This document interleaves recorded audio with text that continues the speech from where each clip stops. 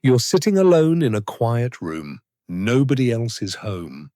And yet, for just a second, the hair on the back of your neck stands up, and you turn around to check.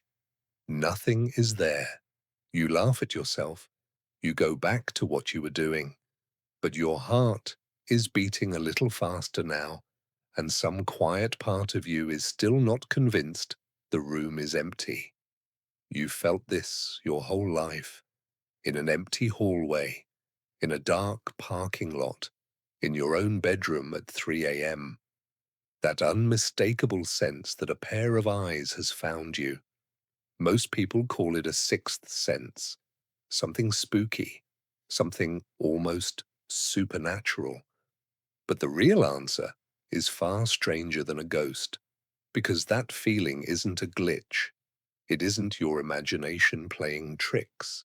It's one of the oldest and most precise survival tools your brain has ever built, and it's still running right now, tonight, in a world it was never designed for. To understand it, you have to go back, not a few years, not a few centuries, hundreds of thousands of years to a version of you that lived and died by a single question. Are you being watched?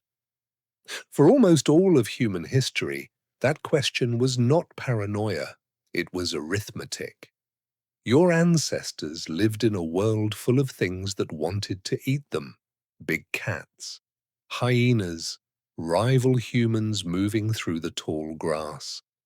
And the deadliest of these predators shared one habit. Before they attacked, they stared. A lion locks its eyes on the animal it has chosen. A leopard tracks its target with a still, unblinking gaze. To be looked at, in that world, was often the last, quiet moment before everything went wrong. So, think about what that meant for your ancestors. Imagine two early humans sitting at the edge of a firelight. One of them has a brain that ignores the feeling of being watched. The other has a brain that freezes, spins around, and scans the dark at the faintest hint of a gaze. Which one had children? The nervous one, the jumpy one, the one who turned around 100 times for nothing, because on the 101st time there really was something there. Every human alive today is descended from the ones who checked. You are the great-grandchild of 1 million false alarms, and each of those false alarms kept someone alive long enough to pass their fear down to you. If the way your own mind works fascinates you the way it fascinates me, take a second to subscribe. It's how the next story like this one finds its way back to you. Now, let's go deeper. Here's where it gets truly remarkable. Your brain didn't just develop a vague nervousness about being watched, it built dedicated hardware to detect it, and scientists have found exactly where it lives. In the late 1990s, a neuroscientist named Nancy Canwisher, working at MIT, discovered a small patch of tissue on the underside of your brain that lights up almost exclusively for one thing: faces. She called it the fusiform face area. It's the reason you can spot a face in a crowd in a fraction of a second, and it's the reason you see faces in clouds, in wall sockets, in the front grille of a car. Your brain is a face-finding machine tuned so aggressively that it would rather see a face that isn't there than miss one that is. And faces come with eyes. Your brain treats eyes as special. Deep in a region called the amygdala, the almond-shaped alarm center buried in each side of your brain, there are cells that respond specifically to a gaze aimed at you, not a face looking away, a face looking directly at you. Being the target of a stare, triggers a threat response so ancient and so automatic that you feel it in your body before you can even think about it. How do we know the amygdala is behind this? Because of a woman scientists call SM. SM is a real patient studied for decades by the neuroscientist Ralph Adolphs. A rare condition destroyed her amygdala on both sides of her brain, and SM is famous for one haunting reason. She cannot feel fear. Snakes, spiders, horror films, real threats to her life. Nothing frightens her. She also has profound trouble reading the danger in another person's eyes. Take away the amygdala, and you take away the ancient sentry that watches for watching eyes. So when you feel that prickle on the back of your neck, that is your amygdala. It is doing the exact job it evolved to do. It has detected the possibility of a gaze, and it has decided that the cost of turning around is small, but the cost of ignoring a real predator is everything. But wait, if this system is about detecting real eyes, then why does it fire in an empty room?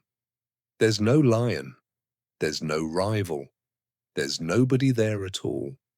Why do you still feel watched when the room is provably completely empty? This is the strangest part of the whole story. Your brain does not wait for proof. It was never built to. In a dangerous world, waiting for certainty gets you killed. So your brain evolved to detect agents, minds, watchers, on the flimsiest possible evidence. A cognitive scientist named Justin Barrett gave this system a name. He called it the Hyperactive Agency Detection Device. Here is what it means. Your brain is wired to assume that ambiguous things might be alive, might be aware, might be watching. A rustle in the leaves, a shadow that shifts, a creak in a silent house. Your ancestors who assumed the rustle was just the wind sometimes got eaten by the thing hiding in the wind. Your ancestors who assumed the rustle was a predator wasted a little energy and lived. Over thousands of generations, the brain that cried wolf outbred the brain that stayed calm. So, your watcher detector doesn't need a watcher. It only needs uncertainty. And an empty, silent room at night is nothing but uncertainty. The dark hides information. The quiet hides sound. Your brain fills that emptiness the only way it knows how, by assuming the most dangerous possibility, that something, somewhere, is looking at you. You are not sensing a ghost. You are sensing a gap in your own information, and your ancient survival software is filling that gap with a phantom. Let me ask you something, and I really do read the answers. Where were you the last time you felt those eyes in an empty room, a dark hallway, your bedroom at night? Somewhere you still can't quite explain. Tell me in the comments. I want to know where your brain caught you off guard. Now, think about when this feeling strikes hardest. It's almost never in a bright, crowded, familiar place. It's in the dark. It's when you're alone. It's when you're already a little anxious, already a little tired, already primed. That's not a coincidence. Those are the exact conditions your ancestors were most vulnerable in, and your brain turns the sensitivity of its watcher detector all the way up precisely when the ancient math said the danger was highest. And there's one more layer, buried even deeper. Humans didn't only fear being watched by predators. You are a social animal descended from beings who lived and died by the group. To your ancestors, being watched by other people carried its own life and death weight. The gaze of the tribe decided who was accepted and who was cast out, and exile from the group in the ancient world was often a slow death sentence. So, your brain learned to track two kinds of eyes at once: the eyes of the predator that might eat you, and the eyes of the people who might judge you. This is why the feeling of being watched is so tangled up with shame and self-consciousness. It's why you can feel a stranger's glance on the back of your head in a coffee shop. It's why a room feels different the moment you believe someone might be looking. Your brain never fully separated the fear of the hunter from the fear of the crowd, which brings you back to that quiet room and that prickle on your neck and the empty space behind you. You are carrying a sense organ for a threat that, most of the time, no longer exists. In the modern world, the silent house is safe. The dark parking lot is usually just a dark parking lot. The rustle is the wind, and this time, it really is just the wind. But your brain doesn't know that. It's still running the ancient calculation, still choosing 1,000 false alarms over one fatal mistake, still turning your head toward the dark just in case. The next time it happens, notice what your body does before your mind catches up. The quickened pulse, the tightening skin, the pull to turn around. That isn't weakness, and it isn't superstition. That is 100,000 years of survival packed into a single reflex, firing perfectly in a world that finally, mostly, left it behind. If this gave you a new way to look at your own mind, a like genuinely helps more people find it. And if you want to keep uncovering the hidden machinery behind what you feel and why you feel it, subscribe and stay with me. There's a lot more of your own brain left to explore.